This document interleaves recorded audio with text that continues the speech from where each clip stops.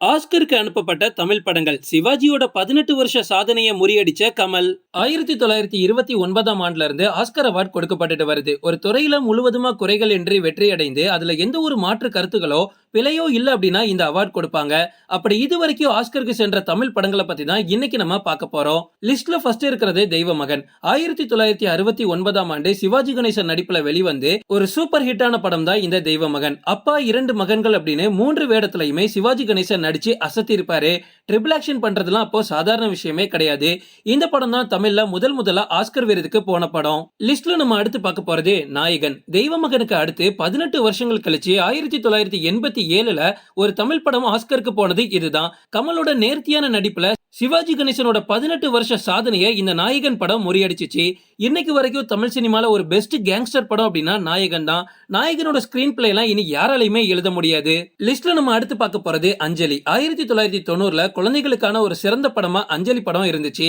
இந்த படத்தை இன்னைக்கு பார்த்தா கூட போரே அடிக்காது. இந்த படமும் ஆஸ்கர் விருதுக்கு பரிந்துரைக்கப்பட்டுச்சு. ரகுவரன், ரேவதி இவங்க எல்லாரையும் ஆக்டிங்ல ஓவர்டேக் பண்ற மாதிரி 50 குழந்தைகள் இதுல நடிச்சிருப்பாங்க. 50க்கு மேற்பட்ட குழந்தைகள் கூட சொல்லலாம். இத்தனை குழந்தைகளை மேனேஜ் பண்ணி ஒரு அற்புத படைப்பா டைரக்டர் அஞ்சலி படத்தை கொடுத்தாரு. இந்த படம் ஆஸ்கர் வின் பண்ணும் அப்படின்னு நிறைய பேர் நம்பிட்டு இருந்தாங்க. பட் வின் பண்ணல.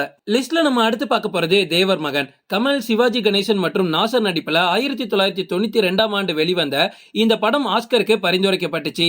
அப்போ இருந்த காலகட்டத்தில் இந்த படத்துக்கு பல எதிர்ப்புகள் கிளம்பிச்சு.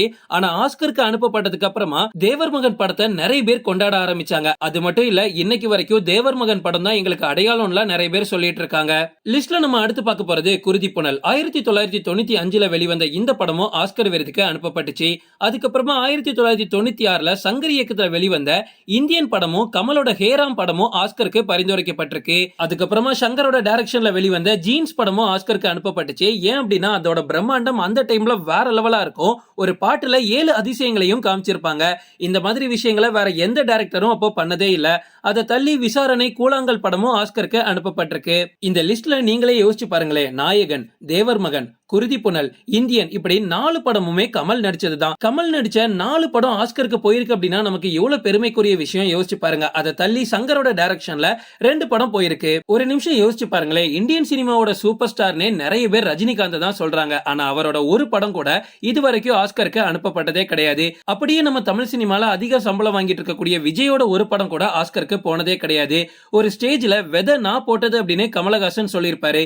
இப்போ உங்களுக்கு புரியுதா அந்த டைலாக்கோட அர்த்தம்? நான் விஜய், அஜித், ரஜினி இவங்க எல்லாரையும் குறை சொல்றேன் அப்படின்னு நினைக்க வேணாம். பட் இங்க ரியாலிட்டி என்ன அப்படின்னா ஒரு நடிப்பை பொறுத்த வரைக்கும் கமலை ஓவர்டேக் பண்றதுக்கு இவங்களால என்னைக்குமே முடியாது.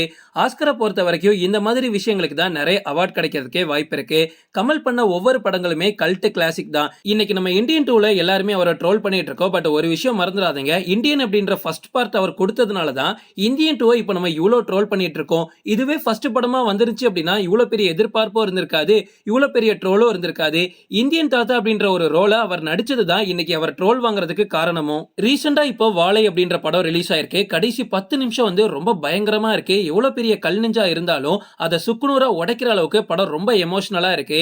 ஆனா இந்த சமயத்துல நிறைய பேர் அவார்ட் வின்னிங் படங்களை எடுத்துக்கிட்டு தான் இருக்காங்க. ஆனா 90s காலகட்டத்தில் அது சாதாரண விஷயம் கிடையாது. அப்போல்லாம் தெய்வமகன் ஆஸ்கருக்கு போனதுக்கு அப்புறமா இனி ஒரு தமிழ் படம் ஆஸ்கருக்கு போகவே செய்யாது அப்படின்னு நினைச்சிட்டு இருந்தாங்க. பட் அது எல்லாத்தையும் பீட் பண்ற மாதிரி மணிரத்னம் டைரக்ஷன்ல கமல் நடிப்புல வெளிவந்த நாயகன் படம் ஆஸ்கர் போச்சு. கமலோட அரசியல் வாழ்க்கை, தனிப்பட்ட வாழ்க்கை இது எல்லாத்தையும் தள்ளி வச்சுட்டு ஒரு நடிகனா கமலை உங்களுக்கு எப்படி பிடிக்கும் அப்படின்றத கமெண்ட்ல சொல்லுங்க. ஓகே ஃப்ரெண்ட்ஸ், இதோட நான் இந்த வீடியோ முடிச்சுக்கிறேன். இன்னொரு இன்ட்ரெஸ்டிங்கான வீடியோல நம்ம சந்திக்கலாம். Stay tuned.